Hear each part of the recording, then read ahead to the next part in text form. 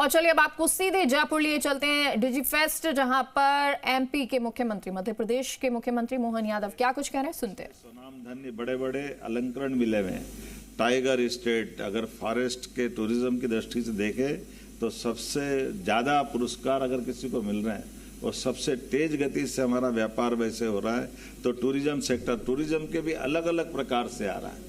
हमारा reserve forest में हमने 2 साल में 2 नए टाइगर रिजर्व फॉरेस्ट बनाए हैं। चीता तो सबसे ज्यादा फलता फूलता दुनिया में नया चमत्कार मध्य प्रदेश की धरती से दिखाई दे रहा। हमारा चीता उछलता कूदता कब राजस्थान आ जाता पता ही नहीं चलता है। हमको वापस पकड़ पकड़ के ले जाना पड़ता है। हमको मालूम है एक नहीं ऐसी कई सारी चीजें, वल्चर से लेकर के हमारे लिए अब मिनरल स्टेट है, बिजली सरप्लस है।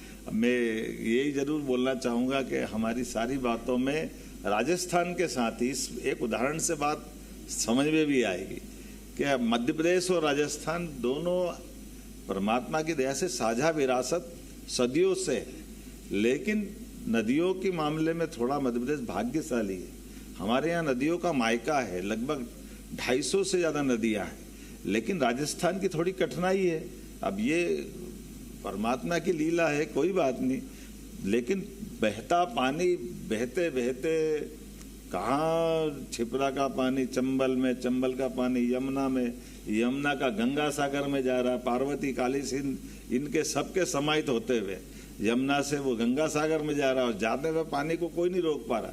लेकिन 25 साल से पानी का झगड़ा राजस्थान से चल रहा है। इनको 5% पानी क्यों दे, नहीं देना चाहिए, देना चाहिए, नहीं देना चाहिए। अब मैं आया सरकार में, हमने माननीय भजन लाल जी के साथ बात की। उन्होंने कहा मोहन जी अगर ये मदद हो जाए तो हमारे 13-14 जिले में, मध्य प्रदेश को तो फर्क नहीं पड़ेगा, लेकिन हमारे तो बहुत सारे जिलों में पीने के पानी से लेकर उद्योग धंधे भविष्य की संभावनाओं के लिए अच्छा हो जाएगा। हमने कहा बिल्कुल कर देंगे, 5% क्या 7% भी देना हो तो दे देंगे। राजस्थान पाकिस्तान थोड़ी है, हमारा ही तो वही। हमारे लिए अगर अपने राज्यों के अंदर ये स्वस्थ प्रतिस्पर्धा में सामंजस्य भी चाहिए, सौहार्दता भी चाहिए, परस्पर बंधुभाव भी चाहिए। इसलिए हमने आकर के बैठे। ये बात सही है कि अधिकारी की अपनी कठिनाई होती है और अधिकारी नौकरी करते करते जब पहली बार शपथ लेके आते हैं तो राज्य के हितों के लेकर के उनकी कलम तो रुकती है। हमने कहा बिल्कुल आपको जो लिखना आप लिखो, हम लोग जनता से चुने हुए आते हैं, इसलिए जनता से चुने हुए आदमी आपकी बाधाओं को पार कर देते हैं। आप ना लिखो हम हाँ लिख देंगे, कोई फर्क नहीं पड़ता, आप सब करो जो करना, हमको कोई परेशानी नहीं। क्योंकि ये अगर हम विस्तृत सोच में देखेंगे तो दूरंदाजी दृष्टि से तो यही निर्णय लेने की आवश्यकता है और ये वहाँ की आवश्यकता है, ये हर जगह की आवश्यकता है।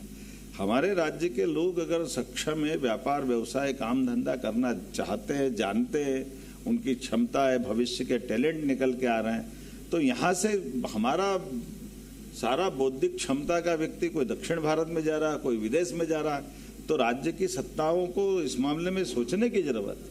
अगर हम सरकार चला रहे तो ये हमारे लिए वाकई, ये मैं हल्के शब्दों में बोलूँगा तो हमारे लिए वो अच्छी बात नहीं मानी जाती।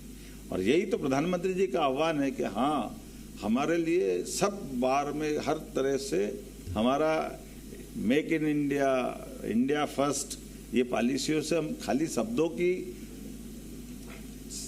क्या बोलना है, शब्दों की खीर नहीं बना सकते, शब्दों की चाशनी से काम नहीं चला सकते। इसको यथार्थ में उतारने की जरूरत है। इसलिए सब प्रकार से हमने इसमें प्रोत्साहन देने के लिए निर्णय किया और उससे आगे बढ़ करके कई काम तो हमने मंत्रालय जब बांटे तो मैंने 2-4 विभाग तो ऐसे, जिन विभागों पे हमने कोई मंत्री नहीं बनाया, मुख्यमंत्री के पास ही रख लिया कि ताकि कोई झंझट ही नहीं रहेगी, सारी बातों की गारंटी मुख्यमंत्री दे देंगे कि भैया आप आओ, आपके काम धंधे में हर प्रकार के मेरी तरफ से इसमें छूट है। क्योंकि जब हम काम धंधा कर रहे हैं तो ये बात सही है, कोई भी व्यापार व्यवसाय के व्यवसायी आते हैं तो वो 2 बातों के लिए जरूर इस बात का आश्वस्ति चाहते हैं।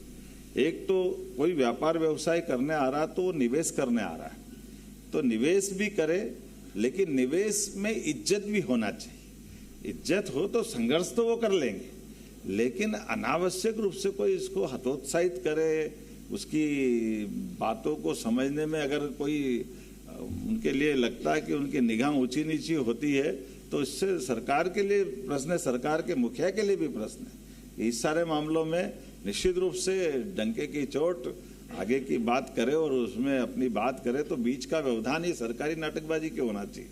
तो सरकारी व्यवधान तो खत्म होना ही चाहिए, और सरकारी व्यवधान तो नेतृत्व खत्म कर सकता है।